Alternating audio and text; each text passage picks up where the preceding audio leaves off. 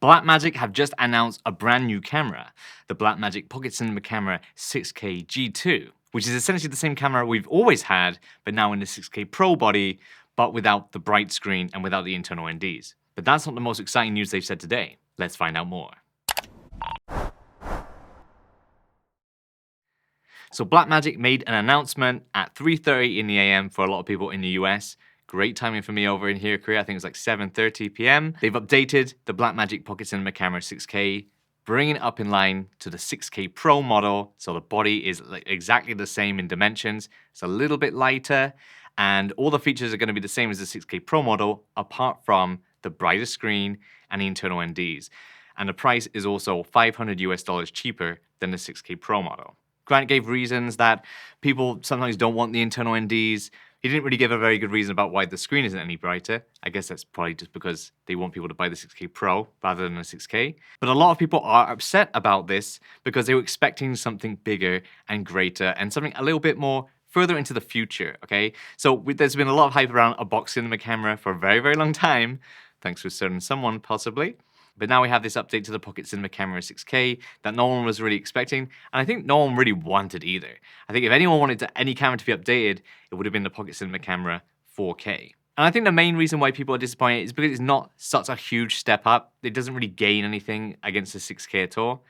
Yeah, we got like a better battery life now, and we can use the battery grip and we can use that viewfinder. But I'm not about to go out and sell my 3 6Ks to update to the 6K G2. There doesn't really seem any much point for me to do that. If they had updated things like the HDMI out, perhaps given us a 4K 60p out over HDMI, that would have made complete sense to update. Because for people like me who use these as broadcast, like studio cameras, being limited to the HD 60p is not great. You know, I would really love a 4K HDMI output. Even better would be an SDI out.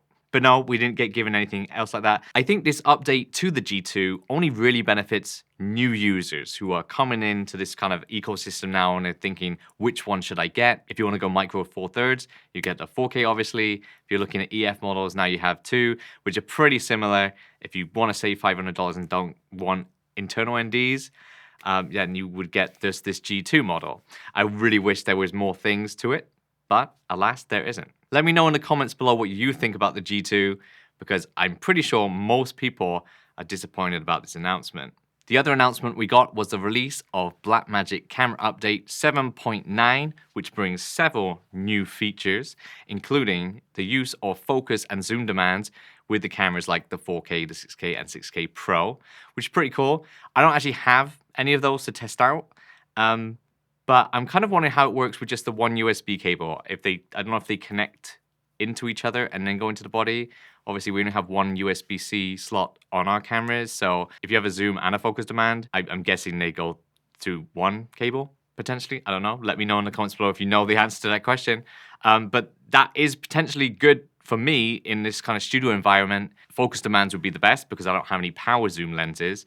As long as they work well with the lenses that I currently have, then it could actually be a potential good investment for me to get. Staying in the focus realm, we have some updates to autofocus performance, which again, you know, Blackmagic is well known for their autofocus, so I'm really excited to see what that actually means. Maybe the camera's just better at finding focus a bit quicker when you hit that focus button. Who knows? I'm sure we'll find out soon enough. But the biggest update, and this is what made this update special, this is why I'm making this video, because I wouldn't be making a video if it was just about a camera. Oh no. Gyro data is here. Gyro data in BRAW is here. Grant Petty must be watching some of our videos because Frame Voyager's been talking about it. I've been talking about it. In fact, Frame Voyager even asked the guy at NAB about it. Was the horizon meter that you guys have, you know, whether or not you could use that almost like Sony has with their information and almost use that for gyroscopic data to be able to do Right, yeah. I don't know if that like captures that data. There's been that question. I don't know if that is possible, but... Yeah. My last video, if you haven't seen it, which is up here, it's pretty much irrelevant now because that was about using GoPros and a program called Gyroflow to stabilize your footage, using the gyroscopic data from the GoPro video files and syncing them up with your video files and using that data to stabilize your footage. Well, now it's here in Resolve from tomorrow. If you download Blackmagic Camera Update 7.9, you can start using the features straight away. Anything that you record in BRAW should be now recording gyro data in there. It should be somewhere in that file. And then tomorrow when we get the new beta update for Resolve, there should be an option somewhere to use that data, that gyroscopic data, to stabilize your video. And Grant did show us a couple of examples. One was a walking shot.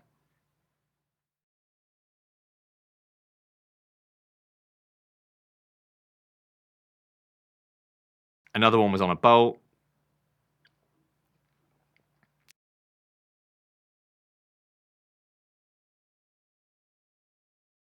And the results actually look very similar to the gyroflow stuff.